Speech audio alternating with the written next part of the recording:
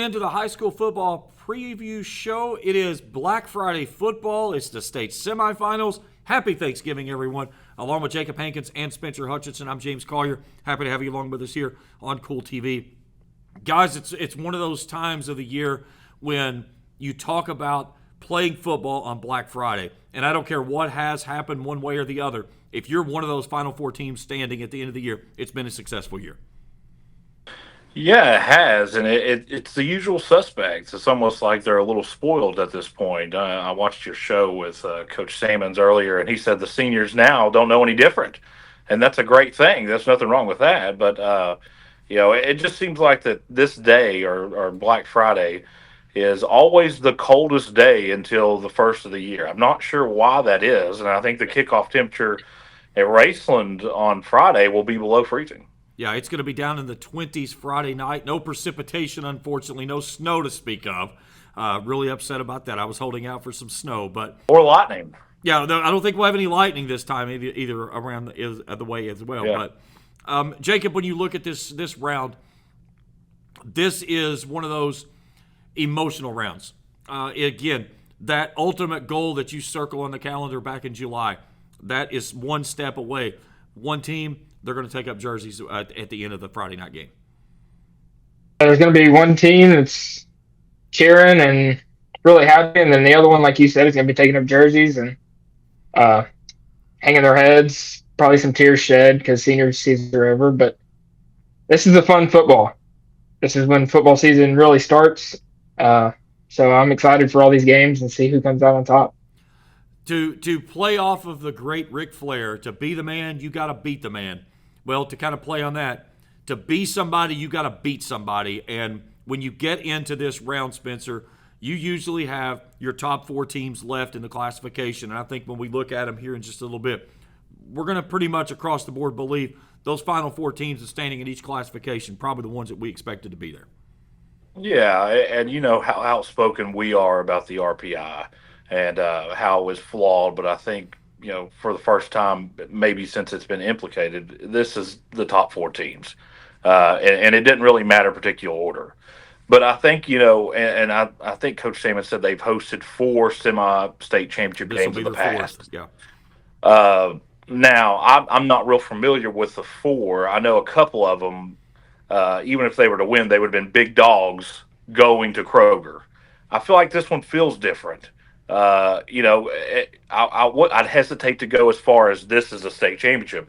But either one of these teams that wins Friday is the favorite going to Kroger Field versus KCD or Campbellsville, in my opinion. The last team in Class Single A that won a state championship that represented the West, Beechwood, 2019. Yeah, well, if you consider that West. Yeah. Yeah. They're in District 4. That's part of the West District, so that's where it is. Yeah. So. But, yeah. Again, we'll talk about Class A in just a little bit. But I think when we look at the games from last week, the usual suspects that we expected to be there moving on into the next round, there wasn't any real, what I would say, big upsets. No. There was one team, though, when we get into 5A, that you were really big on, and they came through for you. We'll talk about that in just a second. Okay, let's start first in Class 6A. It was overtime. It was Ryle over Frederick Douglass, 28-27. You've got South Warren over Henderson County, 49-21. St. X beats Male, 31-14. And Trinity, in a shootout, easily past Madison Central, 64-27. So what that sets up now, again, when we get into this round, it's the top 4 teams. Doesn't matter east-west. It's RPI sets them up. So South Warren will entertain Ryle, and St. X will play host to Trinity. Now, again, neither one of those teams have to go very far. They're separated about 10 miles by the way the crow flies. But when we look at these two guys in the top half of the bracket, South Warren and Ryle, Jacob, who do you like here? Let me do some digging real quick. I'm going to go Ryle, James. I'm with I'll you. Go Ryle. I think Ryle with a big upset there. I think that do we call the win over Frederick Douglass an upset? No. Ryle's been good all year. They've been in the top 10 in every poll all year, regardless of classification. Now, they are a team that I got to see in the state championship the night before I played in mine, where they played Trinity back in 2006. That was at Papa John's Cardinal Stadium. We got there the night before. We got to go watch the 6A game. But back then, I can't remember if there was 4 or 6 classes. I can't remember. That would have been But 4 they were back then. down. Yeah, they were down 42-0 at the half. Successful night. Yeah. Yeah. You look at Ryle's season, they had 3 losses, all of them in succession. 7-point loss to Cooper, 7-point loss to Cal, and a 4-point loss to Highlands. 3, what you would say, formidable opponents. Yeah, and the way that, you go back to what you were talking about, no real big upsets over last week, but there were some surprising scores. I think Corbin, you look at Corbin, what they did to Fort Thomas Highlands. I think you look what Boyle did to Covington Catholic. Those really stood out, and it kind of was like, what is going on in 4A? It's so unpredictable. But like you said, Ryle has not lost to any slouches. And look, kind of like Rachel and Pikeville, they're playing their best ball here at the end of the year, and I believe they like to throw the ball around a lot. They're a passing predominant team. So with the weather the way it is, cold fingers, I still like Ryle, man. I think Ryle gets it done. Jacob, South Warren, do they have a chance in this one? I mean, they're 12-0 in 6A. I'm not sure. I think back to the question you asked me earlier, I got to go with Ryle because Spencer, Ryle has rushed for nearly 3,000 yards on the year, and have only thrown for 1,823 passing yards is how many total passing yards they have all year. So South Warren likes to sling it all over the field. Yeah, I knew it was one of those teams. So, but when you say only 1,800 yards, that's still a pretty good clip for in high school. Yeah. That's not just on 3rd and long throwing the football. You're throwing the ball quite a bit a game. But I like Ryle, man, and they're battle tested. I believe, didn't they play a game against Cal earlier this year? I could be wrong about that. They lost that game. Yeah, they lost that game by 7. Yeah, so 34-27. Opened the season with a 26-20 win over Covington Catholic. Yeah, so they're battle tested. Give me Ryle, man. That game's at South Warren, though, isn't it? Yes, it is. Yeah. So all right, bottom half of that bracket, Trinity and St. X. This is a replay of Week 5. Trinity won that game 35-20. We've talked about Trinity all year. Again, Trinity, it's hard to believe that because of where they are and 2 of the games that they played killed their RPI, obviously. But their 2 losses to out-of-state teams. But on the backside of that, Trinity's really stinking good. Yeah, they're definitely the predominant powerhouse in the state of Kentucky. When you look at the national level, if you were going to throw a team out there to compete against anybody in the country, it'd be Trinity. I think they had close losses to Cincinnati, St. X, and I'm not sure if they played Moeller. They play Cathedral in Indianapolis too. They played Moeller. They lost that game by 3, and they lost to Cincinnati St. X by 3 as well. They did not play. Right. They did not play Cathedral. I think St. X did play them this year. Yeah, and usually they'll play Carmel, Indiana also, but I think that's not on the scheduling. It may be. I don't know. I don't have. They did. They won that game by 13, 41-28. Yeah. So they're not bashful about going anywhere and playing anybody. And we just saw an article come out on the weekend about how many people was at the Elder and St. X game. They had to rent out the Bengals stadium. It was probably a record crowd for the Bengals this year, matter of fact.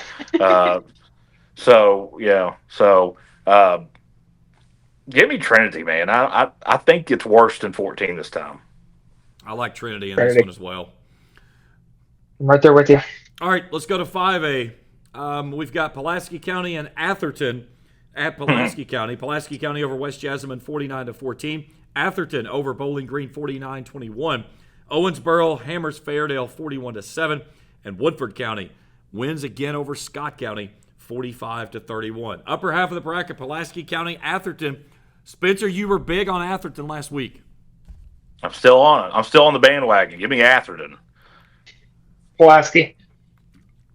I'm riding the Atherton bandwagon. I like it. I want to see. I like the different people that can be sprinkled in there a little bit. Give me Atherton. All right, Owensboro, Woodford County. Give me Woodford. Woodford. Woodford. Listen, I'm not getting off that bandwagon. I've been on Woodford County since week 5. I have Yeah. been big on them. I had them voted in the top of my rankings in Class 5A. When they beat Scott County, I pushed them all the way to the top, and I kept them up there. I like Woodford County here in this one. All right, let's go to Class 4A. And I feel like that we could say some upsets here a little bit. Boyle County, no problem with Covington Catholic, 49-14. It was Corbin beating up on Highlands, at Highlands, by the way, 35-21. Congratulations, Luke Salmons, who's the head coach for Corbin. Franklin County beats up on North Oldham 42-25. And Paducah Tillman, no problem with Logan County, 48-27. So that sets us up top half of the bracket.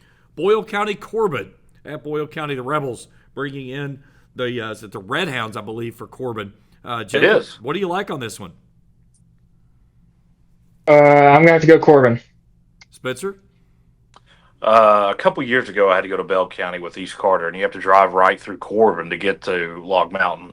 And I stopped at a McDonald's there, and that night just so happened Boyle and Corbin were playing in that game. Both teams were undefeated, if you remember correctly. That was the big matchup. Yeah, so, I mean, in that whole town, man, it's kind of like going through Wheelersburg. You ever seen a school just really get behind, a town get behind their school? That's Corbin. But Boyle County flexed their muscles a little too much. Last Friday night, give me Boyle. I'm with you there. I think Corbin has some pieces to the puzzle that makes this work. But Boyle County, they have been really kind of resilient all year long.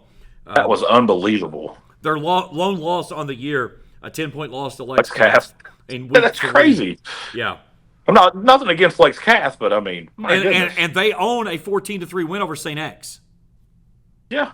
So I'll take Boyle here in this one. All right, bottom half of the bracket, Paducah Tillman, Franklin County. Paducah Tillman, maybe one of the best names across the Bluegrass, the Blue Tornado. And is a tornado about to take out Franklin County when these two teams hook up? Yeah, I think so. We've seen Franklin County in this position several times, late in the playoffs, undefeated. They just can't get over that road bump, and I think it's a similar situation here. I think Paducah Tillman wins. Yeah, I think Paducah Tillman by multiple scores in this one as well. Yep. All right, so we're going to say Paducah Tillman and Boyle County. Although Hankins up there, he likes him some Corbin for the upset. They're in Class 4A. All right, Class 3A. Cal, no problem with Union County, 48-7. Bell County holds off Lawrence County, 16-6, and a good one there. It was Lloyd Memorial pulling away late over Russell, 28-13, and it was Murray over Lexcath in overtime, 20-14. Upper half of the bracket, guys. Bell County, congratulations. You beat Lawrence County. You get to go play Cal. Yeah, Cal, easy. Cal. Yeah. Lloyd Memorial, you get the win over Russell, and you're going to play host because Murray beats Lexcath, so that gives the Juggernauts a home game. Can the Juggernauts play into the state championship? No. Give me Murray. I'll take Murray. I'm going opposite. I like the Juggernauts here. I think they're on a mission. Now, James just likes their name. Yeah, well, here's the thing. It doesn't matter what the mission is because we know what the mission is. You're getting a tactical nuke put on you in the next round at Kroger Field, unfortunately. So, no matter which one it is, Murray or Lloyd Memorial, you're running into a tactical nuke, and it's like you're playing Modern Warfare. You got no chance of survival in that one there. Yeah, that's true. All right, Class 2A. It was Ocath over Somerset, 27-19. Beechwood blanks Prestonsburg, 42-0. It was LCA over Mayfield, 35-16. And Belfry, no problem with Breathitt County, 41-14. So what that sets up, you get Ocath entertaining Beechwood and LCA bringing in Belfry. All right, guys, we've talked a lot about the potentials of a couple of teams hooking up in this when it would have to happen in the state championship. Beechwood, Belfry, what's your chances here, guys? Do we see that matchup? I'm going to take that matchup just because I want to see it. What do you think? Beechwood will be there. Yeah. Belfry's the big question mark. You're going down to LCA and how they contain that speed, a team that they really haven't seen a whole lot of. because you've been playing in that district, and your big non-district teams are against Pikeville and Johnson Central, still not teams with elite speed. LCA has elite speed, so they'll have their work cut out for them. I think Belfry will have to own the time of possession in this game. They'll have to double them up if they're going to win. Well, and that's one thing I was going to say about this with their offensive attack. Last week they ran the ball 54 times for 342 yards. They had two guys over 100 yards. Dante Davis ran for 155. J.B. Woolham, 15 carries, 128, 4 tutties in the win. I think that's the recipe for Belfry, is they have to line it up and they have to milk out every possession, because the best defense against LCA is their offense, long, sustained drives. I'll go Belfry also, because I think this is a coin flip game, and I kind of, I really respect Belfry. I like their coaching staff, and I'm really good friends with their radio guy, Bobby Norman, down there. So I'm going to go Belfry also. But if you go into the stats after the game and the time of possession is pretty close, that does not favor Belfry. I'd agree. I think Belfry has to have multiple long drives to shorten the game, because anytime the ball's in LCA's possession, they have a chance to score in 1 or 2 plays. So I think I'm gonna go Belfry, but I think the instructions are clear. Anything to add, Hankins? Nothing. All right, just Belfry Beechwood. I want to see it. We've been trying to push this one since we started the show. That's what we've been after. I think it would be a great matchup for two really good football teams. On the backside of that, LCA, no slouch on that one as well. I think LCA and a Beechwood matchup would be a really good matchup as well on that side. Well, LCA is the favorite over Belfry. I really do think that. I think LCA is exceptional even for their standards this year. They are a very, very well-rounded team, and I think that if Belfry goes there and wins, it would be an upset in my opinion. So I'll go Belfry, but I wouldn't be surprised if this game got away from the Pirates. And here's the crazy thing is that, we're kind of discrediting OCAF here. And OCAF, they know their route of how to get to Kroger Field. They've been there many times, but on the backside of that, they're going to run into a buzzsaw of a really good Beechwood team. Well, they usually play Beechwood at the state championship. They're no different than when Raceland plays Pikeville or Beechwood at the state championship. Unfortunately, you're just going to run into a team that's bigger and faster. Yeah. And a team that is just they got that championship DNA. And Beechwood, man, I'm telling you, their fans are very loyal to that program. They're some of the most passionate people. I just don't see Owensboro Catholic beating Beechwood. Okay, over to Class Single A. Raceland over Paris 27-5. Pikeville beats Middlesboro 42-14. KCD over Newport 37-6. Campbellsville blanks NCC 28-0. That silenced a lot of the critics. There were several people out there. I don't think anybody within this group here that thought Good Lord. Newport Central Catholic had the chance to upset Campbellsville. And Campbellsville hangs a goose egg on them and moves on with ease. So that sets up Raceland Pikeville, KCD Campbellsville. It's a rematch of 2 games in the regular season. A regular matchup for Raceland and Pikeville. It was a district matchup for KCD Campbellsville. The top 4 teams in Class Single A in the RPI, that's your Final Four standing. And again, I don't know that if you say that the ordering is quite the exact where it's supposed to be, but at least the Final Four teams standing are. Yeah, and I think it benefits Raceland and Pikeville more where they played early. Campbellsville and KCD are in the same district. So they played a lot later in the season, and it seems like, oh my goodness, how long ago was Raceland and Pikeville? September, early September. So it don't even kind of feel like the same year. And there's going to be players on the field that Pikeville has not seen. And I think that I'll just say this. If you're Raceland, you could not ask for better circumstances. You know what the narrative is. You know what you did down there when you played. You're just going to have to bury it. Get over it. It's done. But now you have a chance, luckily a chance, to change the narrative on the year. You win this game Friday night, people are going to forget about what happened in Pikeville because it won't matter. Because they're going to say, well, who won the one that mattered? Raceland's going to have to get over that hump, that mental barrier. I really don't understand it. Because if you look on paper, and I'm not saying that Raceland will win, if you look on paper, Raceland's a better team. They are. And if you look at the schedule, Pikeville hasn't played a close game since that game. They have not been challenged, really. They've gotten thumped. by Johnson Central and Belfry, but they have not been in a fourth quarter game where it's a one score and got to go down and get a touchdown or got to make a stop. Now I will say this: they were in a tight contest late with Hazard. They won that game 24-6. That game was a tight ball game going into the fourth quarter. Right, and I think Raceland, they don't need to look across and look at the name on the uniform. If you just play at your level, you take care of the football, you trust your instincts, then everything will be okay. You can't allow outside factors to decide a football game. We're not going to worry about officiating. We're not going to worry about what plays are going to be called. We're just going to go out there and execute. And I think that's what you do. Raceland's got to get over that hump. I think the circumstances could not be better for Raceland. It's going to be a dry field. Raceland has struggled holding on to the ball in wet fields. So I think that it plays in the favor of Raceland. They don't have to get on the bus and drive for 2 hours. So if you're going to do it, if you're ever going to get over that hump, it's Friday night.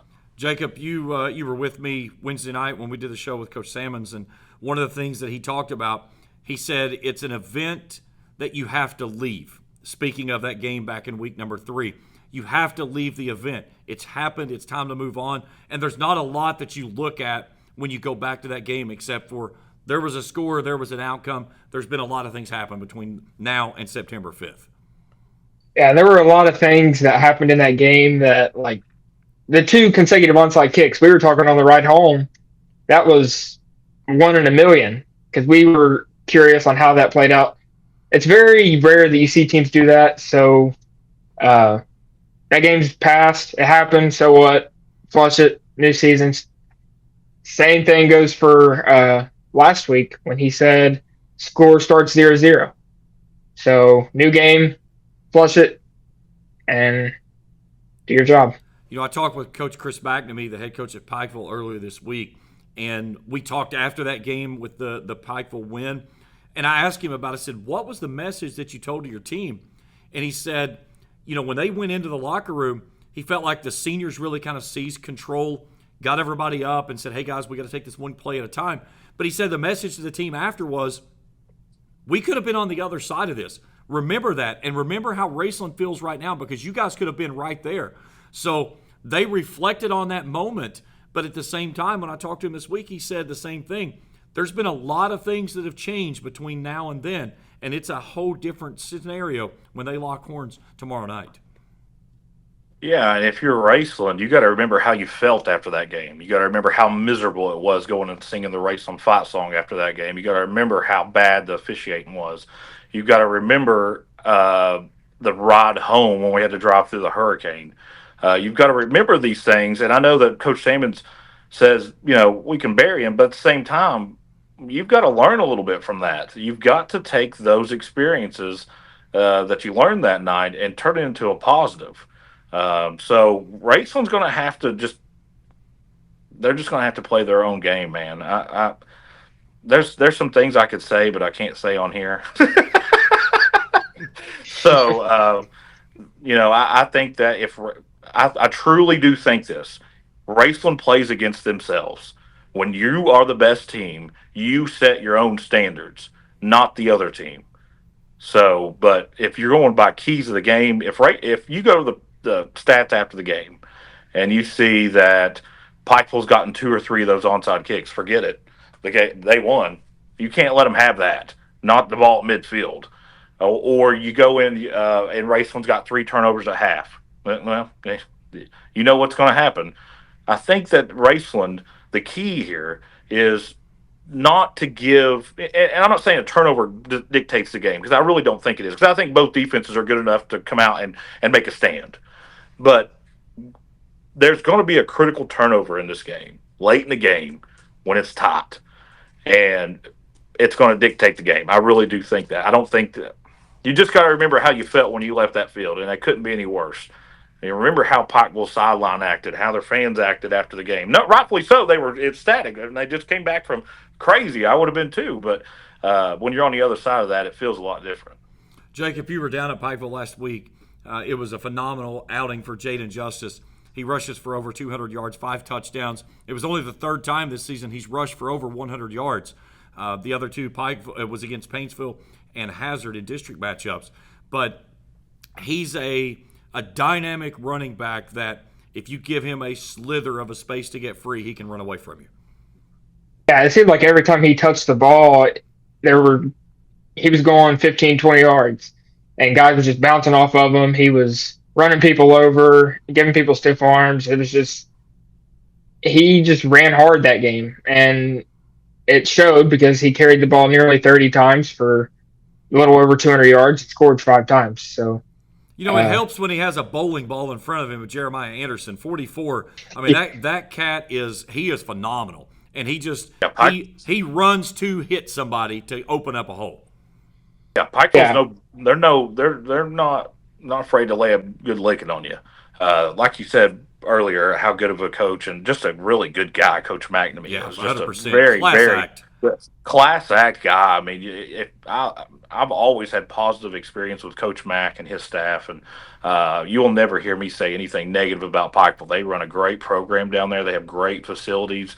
Now, with that being said, Raceland's got good coaches and they've got good facilities. So, I really. Are we going to give out a score here at the end of what we think and who gets closest gets an extra James smoked turkey, or is that what we're doing? Or we'll have Felicia's baked beans? I think Spencer's just trying to put his order in early is what this is.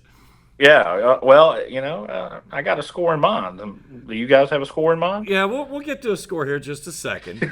So just hang on for a second. Spencer's ready. We talk about the defenses and what they bring to the table. And it's something that both teams, it's no secret. They're going to line it up. They're going to try to run the football. It's which team can stop the other one from having those big explosive plays. In that first matchup, Raceland had big explosive plays in that first half. Pikeville had theirs in the third and fourth quarter. It's right. I know you said it's going to be a costly turnover. I'm still convinced the part of this game that's going to be the deciding factor is going to be special teams. Well, if that's the case, then Raceland loses. If you go into the stats, like I said, and they've gotten 2 or 3 of those pooching. Now, he will do different things. He does a little pooch over towards the sideline, and then he'll just do his traditional onside kick. By the way, he's a great kicker. Oh, yeah. He's fantastic. He can kick it out of the back of the end zone if he wants to. That was something I talked with Coach Mack earlier this week, that he said that he's so good in the short kicks.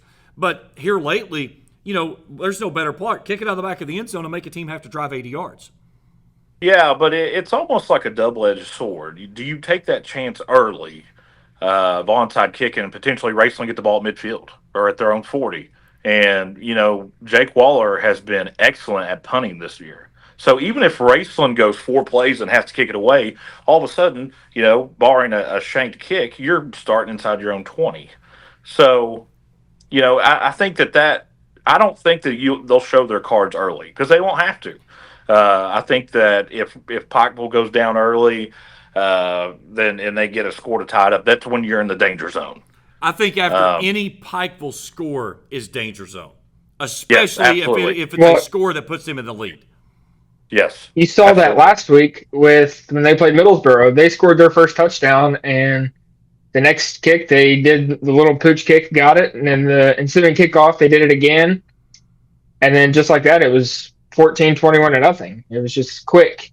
If I was on that kickoff team, I would line up a line, and as soon as he kicked it, I'd send everybody to hit their guys, and it would just be one-on-one with me and another guy to try to get it. I'm not going to sit there and just wait on it to get to me. You know what I mean? I think that's something that's so critical in this matchup. If they try the pooch kick or the onside kick, somebody has to go get the football, and don't try to be a hero. Just get it and get down, or knock it out of bounds, if it's on the sidelines, kick it out of bounds. Get rid of it, but don't do it. Don't be a hero with this thing. Just recover it, knock it out of bounds, do something, but don't allow them to get to it. Yeah, anything other than their possession, we don't care if we have to take a 30-yard penalty. We'll take it. We'll have the ball, but. Like you said, you said special teams is the deciding factor, but I hope not. I hope not, because if it is, I will say this: Jake Waller has been phenomenal this year in the kicking game. He and Seth Morris both. The one thing that I will say that has been really big for Jake is anytime that they've needed a big kick in the punting game, for the most part, Jake has done a really good job at averaging over 40 yards a kick. He's only had to kick it 15 times this season.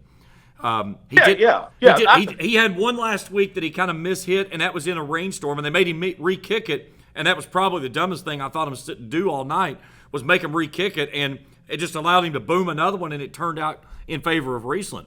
But I didn't mean that the special teams like he can't make a kick. We've seen him make these kicks. I that's not what I meant. I meant a special teams turnover. Like not being able to get the onside kick. But like I told Landon, if Pikeville don't score, they can't win. I mean, it's that simple. If you keep them out of the end zone, they can't win. I mean, I know it sounds, oh man, Spencer, you're an expert. How'd you figure that out? But I mean. But it's true, though. It's true. I mean, last time they played, guys, they held them scoreless 3.5 quarters until there was a delay. We'll see how it plays out. All right, in the bottom half of this bracket, KCD and Campbellsville, two teams that know each other very well. They're district opponents. Campbellsville won that first game 27-17. Matthew Jones has done a phenomenal job down at KCD, and we're very familiar with his program, have gone down the last couple of years to play in that state semifinal game. All of those guys that were sophomores 2 years ago are seniors now. Caden Long, the quarterback, has 15 touchdowns, 1 interception, and Parker Rudolph, the senior tailback, has rushed for nearly 1,000 yards this season, has missed a couple of games on that. But they run the traditional, they've gone more to the option this year. Last year they were in more of the flex bone. They had the option pieces there, didn't do a lot of the pitching. This year they're doing that pitch, and it makes them a very tough team to scout for because there's not a lot of teams that can simulate what they do. That would be a really good matchup for Raceland because they've played a team that kind of does something similar to that in the Belfry Pirates when they scrimmaged them. Now, they are a traditional flex bum. That's what they ran for years and years. But I think with the older team and just a tad bit faster, it allows you to kind of open it up a little bit and do the option. I've never been a fan of teams that play in boxes. I hate it. And I know Coach Simmons is going to watch this and he's going to laugh, but I hate the T formation. Oh God, I hate it. But yeah, it is what it is. But I can't. But listen. But with that being said, the question mark that KCD's had all season long is their secondary.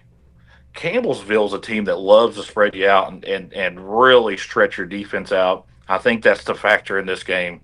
I think it's the same result, unfortunately, but nothing to hang your head about. For those seniors at KCD, they've had a great 4 years down there.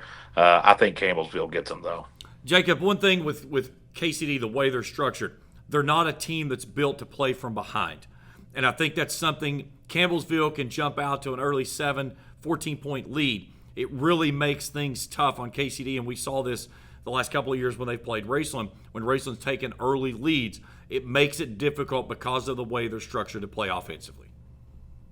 Yeah, and not to take away from Class 1A, but we saw it when Johnson Central played, was it Cup Calf? They had a chance to go up with 11 seconds left, and they snapped the ball and handed it off. So trying to come back when you run this type of offense is very, very hard, and I think Campbellsville takes care of their business. But the beauty, though, of running that option offense, though, is you're able to sprinkle in a little of those RPOs. So, yeah, I may option it out. I may keep it myself, or I may throw it to a wide receiver that you're not looking at. KCD, even last year, James will tell you, we went down there. They had some guys that could make plays downfield, and our secondary played probably their best game all year by knocking the ball out of the receiver's hands and stuff. But KCD has some pass plays that they can dial up. But like you said, though, that option offense, anytime you're on a flex bone, wishbone, an option offense, and that's your primary means of gaining yards, you better hope you don't get down, because if you do, there ain't no hurry up for the wing T. How much has the RPO sprinkled into teams that run the option or the flex bone? How much is that added to them to where it just gives them another wrinkle? It doesn't really have to make them do something different. Well, it's no different than when Raceland throws in some of those wide receiver screens. Mm-hmm. It doesn't allow teams to load the box, okay, because there's always that outside threat. So when you have these RPOs, usually they're quick developing, so they're usually on slant routes. Now you'll have a tight end maybe release sometimes, but the problem with RPOs is if you don't make that decision really quick, you'll often get called for lineman downfield, unless the ball's thrown behind the line of scrimmage and an RPO. That's very rare. So I'm not a fan of it. I think like I said, you play in a box. So I think Campbellsville wins. I really do. Jacob, you look at when these two teams played.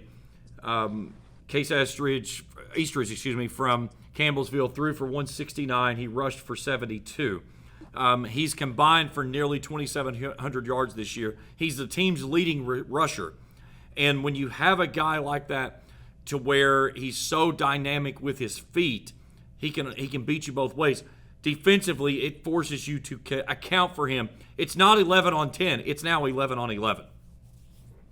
Yeah, I think when you have a quarterback that can move with his feet and you have that extra threat, it gives you more of an opportunity because defenses, like you said, are playing 11 on 11 and not worrying about your D line could get in and try and contain. Then next thing you know, he's past the linebackers or gets to the edge and he's running 50, 60 yards down the field, score, just big chunk plays. So if you're KCD, there's only one way that you attack this.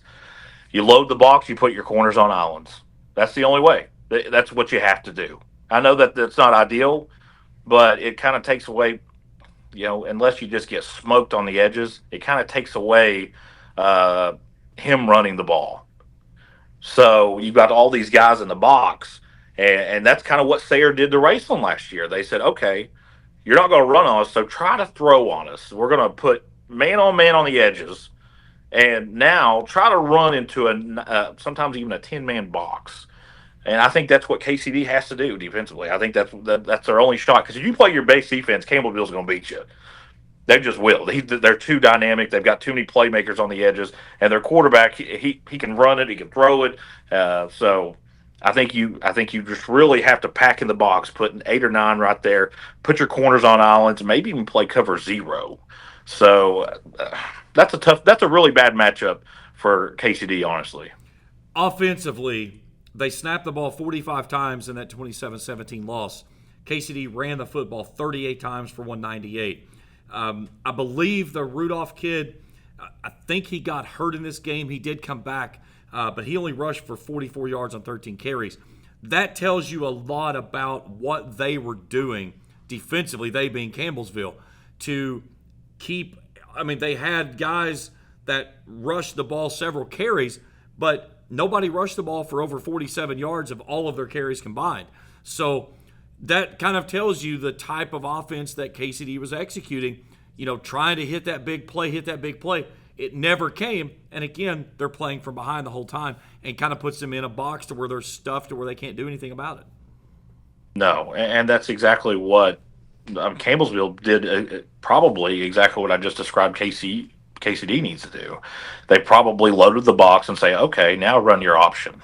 Because then you have, let's say that you have a 4-4, okay? So if you go to the left or right, you have a guy designed just for the quarterback. It doesn't matter if he options it out because you've got your outside backer out there responsible for that. Now, he'll have to make a tackle in open field, but at the same time, the goal is not really even to make the tackle. It's to make him cut back in field for your other guys, okay? Yeah, everything is made to force it back inside to where everybody is. It is. Absolutely. That's the goal. It's not even it's great if you make the tackle, but the last thing you want to do is let him get to the outside of you. You want to force them back into the play, okay? So, I like I said, I think this is a really bad matchup for KC. I'm not saying they can't win, but Campbellsville, I think they got too much speed on the edges, and I think that the kind of the weakness of KCD all year was that secondary, so give me Campbellsville. Jacob? Campbellsville. I said at the beginning of the year, I thought it was going to be Campbellsville and Raceland in the state championship. I'm not going away from it now. I'll ride that horse all the way to the end. I think that they are the two best teams. Pikeville being right there in that maybe 1A, 1B, 1C, if you want to call it that way. But I think those three teams and then KCD is the fourth team of those four. But give me Campbellsville and Raceland in the state championship. I think Raceland wins also. With that being said, I don't want to give any pats on back yet. Raceland, and of course we are. People will see this on Thanksgiving, but here's the thing. Okay, Raceland needs to look at themselves in the mirror and say, when are we going to do this? Aren't you tired of hearing about Pikeville? And oh God, what if we have to play them? So what? This is what we wanted. We're tired of hearing about it. You know what?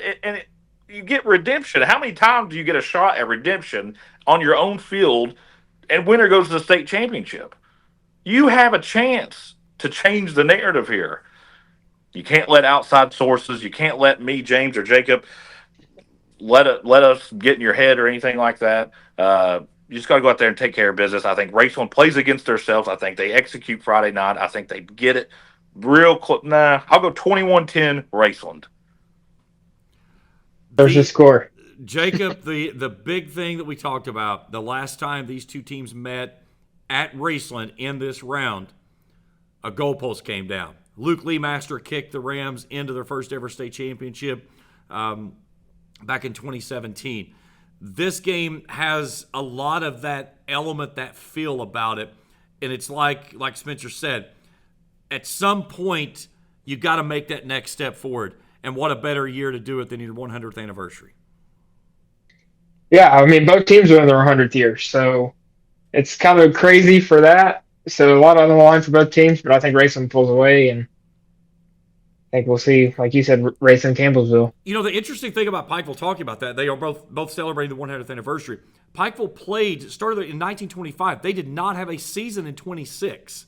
So that's the reason that this is season 100, not season 101. Really interesting information there. But yeah, I mean, it's one of these two teams. I will go at this. I've said this before. I think this is your state championship game. I think whichever team comes out of this is going to be no slide against Campbellsville or KCD. I just think these two teams are the top two teams in Class Single A. You know, again, they're going to meet. It's going to be a phenomenal matchup, and it's going to be fun to be on the call Friday night for this one when these two teams lock horns at 7:30. It's going to be a war between two rivals that just simply do not like each other.